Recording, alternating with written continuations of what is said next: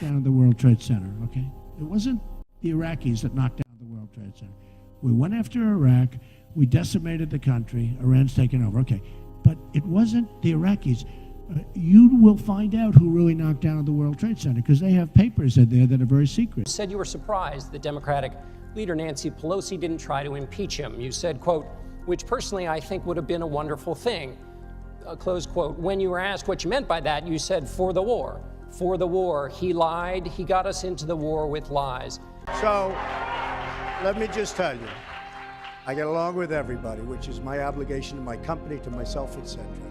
Obviously, the war in Iraq was a big, fat mistake, all right? Now, you can take it any way you want, and it took Jeb Bush, if you remember at the beginning of his announcement, when he announced for president, took him 5 days. He went back. It was a mistake. It wasn't a mistake. Took him 5 days before his people told him what to say. And he ultimately said it was a mistake. The war in Iraq, we spent $2 trillion, thousands of lives. We don't even have it. Iran is taking over Iraq with the second largest oil reserves in the world. Obviously, it was a mistake. So George Bush made a mistake. We can make mistakes, but that one was a beauty. We should have never been in Iraq. We have destabilized the Middle East. But so you still think he should be impeached? I think it's my turn, isn't it? You do whatever you want. You call it whatever you want. I want to tell you, they lied. Okay. They said there were weapons of mass destruction. There were none, and they knew there were none. There were no weapons of mass destruction. All right. Governor Bush. There are a lot of people who lie and get away with it, and that we will in fact find weapons or evidence of weapons programs that are conclusive. I don't think we'll discover anything myself. It appears that there were not weapons of mass destruction there. You said you knew where they were. I did not. We know where they are. They're in the area around Tikrit and Baghdad and east, west, south, and north. Well, first of all, I haven't lied. There are a lot of people who lie and get away with it. My dad is the greatest man alive in my mind. A new world order can emerge, a new era.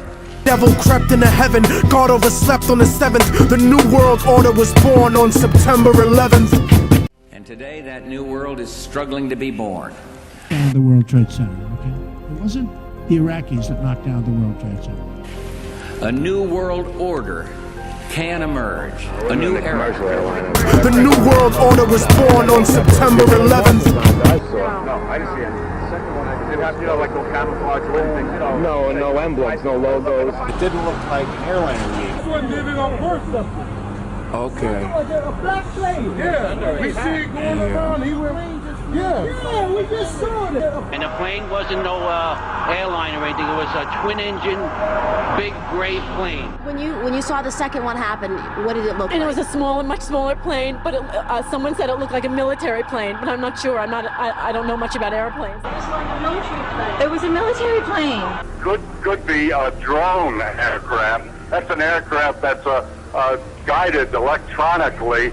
We have before us the opportunity to forge for ourselves and for future generations a new world order, a world where the rule of law, not the law of the jungle, governs the conduct of nations. When we are successful, and we will be. I am sick and tired of him going after my family. My dad is the greatest man alive in my mind. It wasn't the Iraqis that knocked down the World Trade Center. We went after Iraq. We decimated the country. Iran's taken over. Okay. But it wasn't the Iraqis. You will find out who really knocked down the World Trade Center because they have papers in there that are very secret. During his search for American Nazis, Hoover also investigated the Nazi connections of Union Bank of New York. And in 1942, the year the U.S. entered the war, the bank was seized as a Nazi asset. Prescott Bush, the grandfather of little George Bush, was the director and executive officer of that bank. And when the U.S. grabbed the bank, he protested. He said, "Wait a minute, that's my bank." Hoover said, "That's right, no mistake, you're a Nazi, you run a Nazi bank." But the Bush family didn't need Germans to teach them about racism. The Bushes are descended from slave owners, for crying out loud. And they were enormously active in the eugenics movement in this country, trying to keep the undesirable, dirty races out of America. Hoover knew that the Bushes were Nazis. And there is very grave danger that an announced need for increased security will be seized upon by those anxious to expand its meaning. It wasn't the Iraqis that knocked down the World Trade Center. Its dissenters are silenced, not praised. No rumor is printed, no secret is revealed.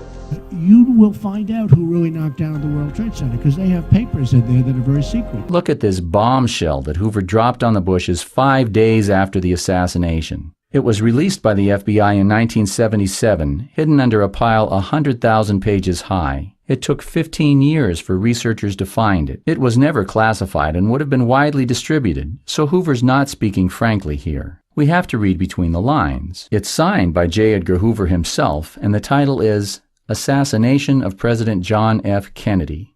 That's a big hint, I think, as to what the memo is about. It says that it's about a meeting that took place between the FBI and the CIA the day after the assassination.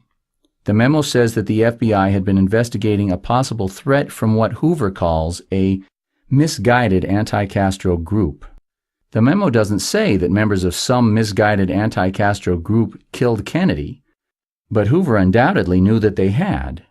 What the memo does do is name Mr. George Bush of the Central Intelligence Agency as a CIA officer associated with the CIA's misguided anti-Castro groups. It suggests that Bush was the person at the CIA responsible for these people. And in stark black and white, it says that the CIA sent Mr. George Bush to Washington the day after the assassination to answer for them, when the FBI had questions about the activities of some misguided anti-Castro group.